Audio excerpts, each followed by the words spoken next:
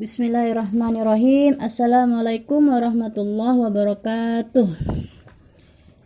Alhamdulillah, puji syukur kita panjatkan kehadirat Allah Subhanahu wa taala yang telah begitu banyak memberikan nikmatnya kepada kita semua. Tak lupa pula salawat dan salam kita haturkan kepada idola kita, kepada teladan kita, kepada qudwah kita Nabi Muhammad sallallahu alaihi wasallam, kepada keluarganya, sahabatnya, dan pengikutnya hingga akhir zaman.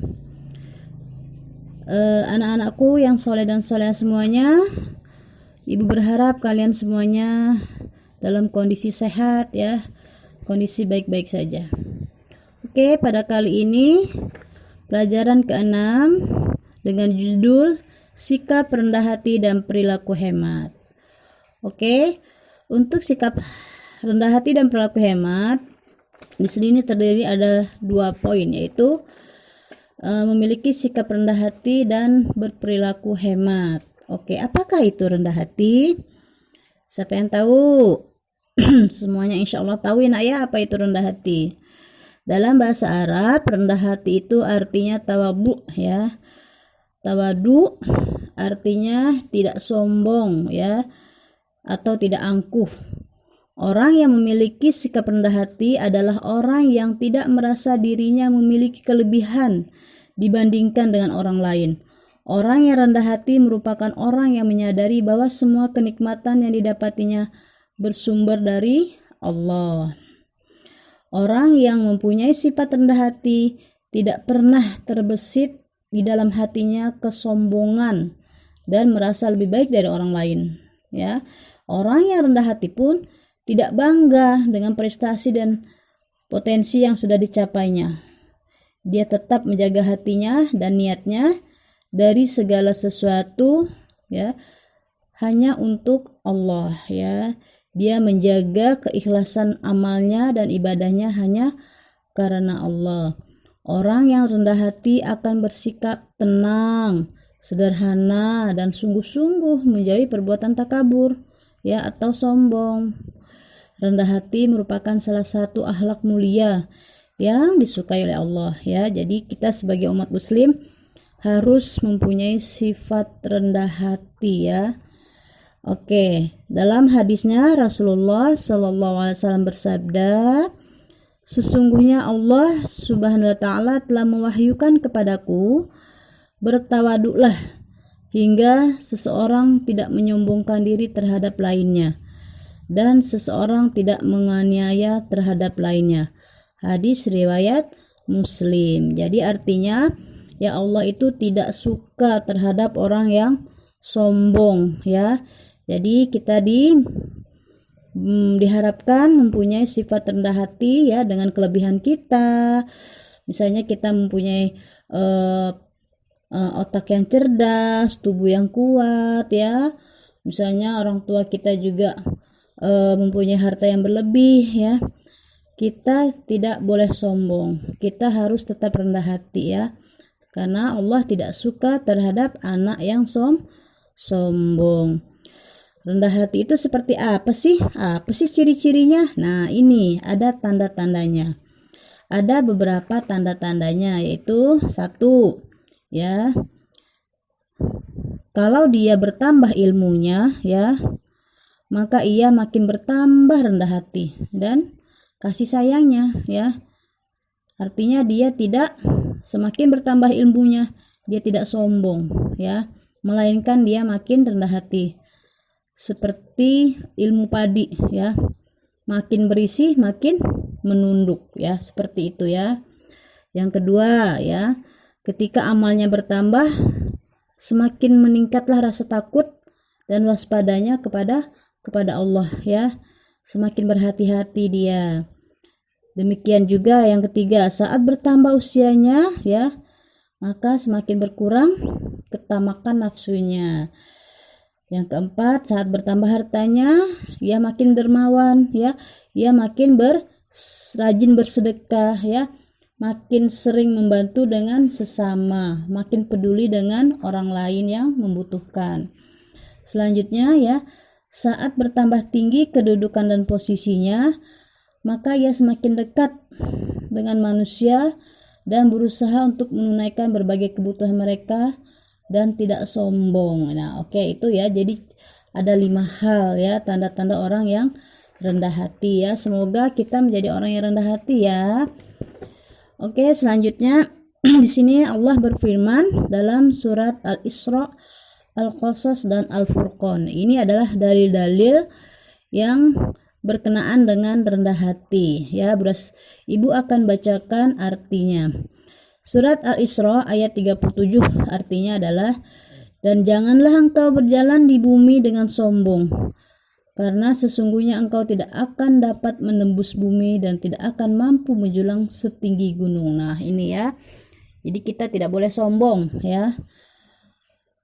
Yang selanjutnya adalah surat Al-Qasas ya, ayat 83. Yang artinya adalah, negeri akhirat itu akan kami jadikan bagi orang-orang yang tidak menyombongkan diri dan tidak berbuat kerusakan di muka bumi, dan kesudahan yang baik bagi orang-orang yang bertakwa. Nah, jadi artinya orang-orang yang rendah hati, yang tidak sombong adalah berada di surga ya nak ya, di negeri akhirat ya.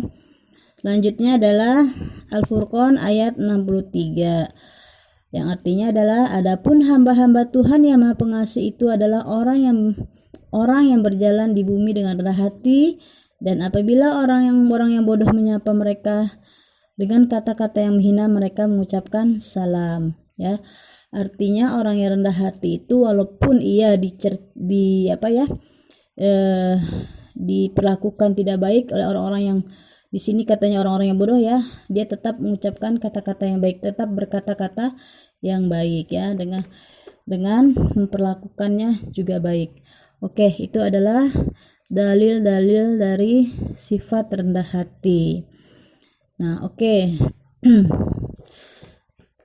Jadi kita berharap ya nak ya, sehari-hari kita tanamkan ya bagaimana kita mempunyai sifat rendah hati ya. Bagaimana cara kita menerapkan sikap rendah hati dalam hidup sehari-hari? Dengan cara ya, kita kalau bertemu dengan orang lain, kita sapa dan sopan santun ya. Kemudian kita juga mau membantu orang lain ya, tanpa diminta ya.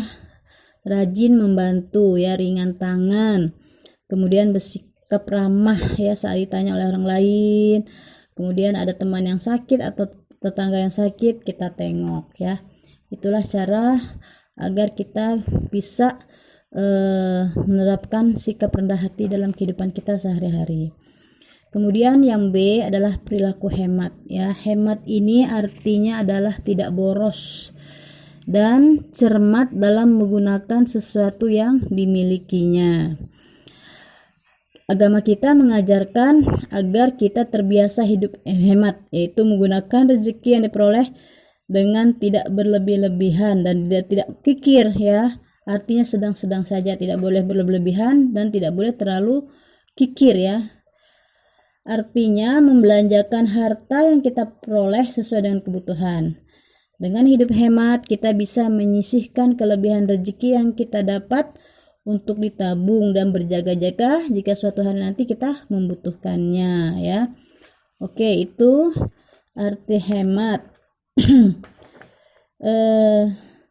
Di sini ya ada 2 dalil yang berkenaan dengan arti hemat ini ya, dengan perilaku hemat ya.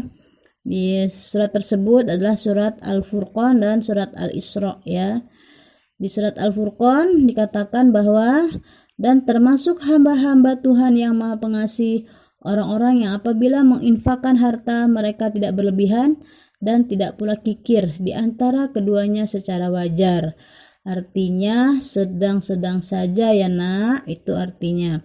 Selanjutnya adalah surat Al-Isra yang artinya, sesungguhnya orang-orang yang pemboros itu adalah saudara setan, dan setan itu sangat ingkar kepada Tuhannya. Nah, jadi jangan suka boros kita ya. Kalau kita ada rezeki lebih ya, pertama kita infakkan ya, kita bersedekah, kemudian kita tabung ya, kita gunakan untuk yang kita butuhkan saja ya. Jangan kita gunakan untuk sesuatu yang kita inginkan, tetapi sesuatu untuk membeli barang atau benda yang kita butuhkan ya, jangan yang kita inginkan. Nah, di sini apa sih keuntungannya perilaku hemat itu?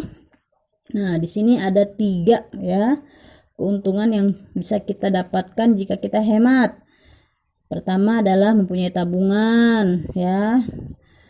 Kedua, barang yang atau sesuatu yang dimiliki awet dan tidak cepat rusak ya. Yang selanjutnya adalah hidupnya tenang, disiplin dan teratur. Nah, itulah ya keuntungan jika kita mempunyai perilaku hemat. Apa sih yang bisa kita terapkan dalam perilaku hemat itu dalam kehidupan sehari-hari? Ayo, siapa yang tahu? Oke, di sini akan Ibu jelaskan lagi ya. Contoh-contoh perilaku hemat ya yang bisa kita terapkan dalam kehidupan kita sehari-hari. Misalnya ya, ketika kita menggunakan air ya, gunakanlah air, nggak boleh boros-boros ya. Setelah digunakan matikan kerannya. Atau ketika kita memakai suatu ruangan untuk belajar, kita sudah selesai, matikan listriknya ya, atau matikan lampu belajarnya. Atau misalnya ketika menelpon ya, gunakanlah telepon untuk menelpon sesuatu yang penting ya, jangan untuk mengobrol. Selanjutnya adalah kalau kita ada rezeki ya, diberi uang, maka langkah baiknya sebagian untuk ditabung.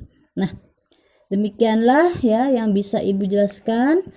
Insya Allah semuanya paham ya nak ya. Ibu berharap semuanya paham. Oke, demikian yang bisa Ibu sampaikan pada kesempatan kali ini. Mohon maaf ya jika penyampaiannya ada kekurangannya. Wassalamualaikum warahmatullahi wabarakatuh.